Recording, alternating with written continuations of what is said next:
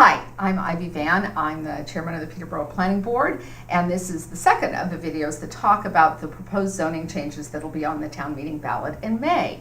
The first video, we talked about how did we get here. This one, I'd like to talk a little bit about, well, what does it actually mean? For most people, it doesn't mean that anything will change. With the changes that we've made to the code over the last 10 years, most of the things that are in the new code already exist somewhere in town. So let's talk a little bit about what does the new code say. The new code has 5 districts based on districts that we already have. Residential, and the T stands for Transect.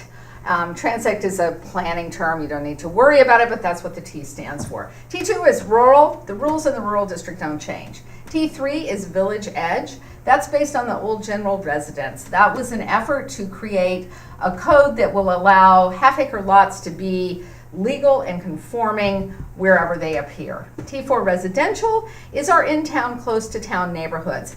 It's these ones that are most new. There are codes that we've used before in other parts of town, but these are the ones that are most new. T4 residential and T4 village. T4 residential is exclusively residential. T4 village is mixed use. T5 village is mixed use. The thing to know about these is that T4 residential are the rules that we created for T&D1 4 years ago. We know how these build out. We like what they give us. They give us Governor Square, they give us the Vine Street cottages, they give us the bottom of Pine Street, they give us the 5-way, they give us places that we know and love. The other thing that we did, besides create these 5 new zones, is we decided to become what is known as a full form-based code, which does not have to do with a piece of paper that you write your applications on. It has to do with the buildings that you put your uses in. Uses do not change in the new code. If you could do a use at your place now, you'll be able to do the same use in May. Our goal was to make the changes as non-startling as possible. So, let's talk a little bit about building codes, because that is the big difference between what we had and what we have going forward. Building types are the boxes that we put a use in.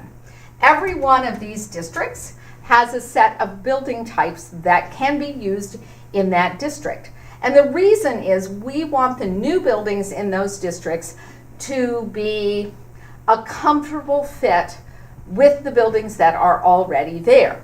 So, T2, those are houses and cottages and big houses and connected farms. T3, those are houses and cottages and big houses and connected farms. T4 residential, same thing. Houses, cottages, big houses, small apartment houses. Small apartment houses are the same size as the existing single-family houses in these neighborhoods. The biggest thing that you can build in T4 res is a 60 by 75 foot apartment house that might hold 4 units, 5 units maybe. They're not enormous. They are in keeping with the scale that we have now. T4 village is our first mixed use. There, nearly every building type can be used. T5 village, again, T5 town center, again, nearly every building type can be used except single-family residences. We don't want single-family residences in T5 because this is our densest area. This is our downtown. If you're going to build a new residence down there, we'd like it to be a little bit denser than a single-family house. So those start at 3 units in T5. So we have districts based on our existing districts, and we have building types that are based on buildings that we can actually see in Peterborough to ensure that our new construction matches our existing beloved places in terms of scale and size. Do the building types mean that we're going to tell you what your building has to look like? No. We are not in the business of telling you what color to paint your building or what to build it out of.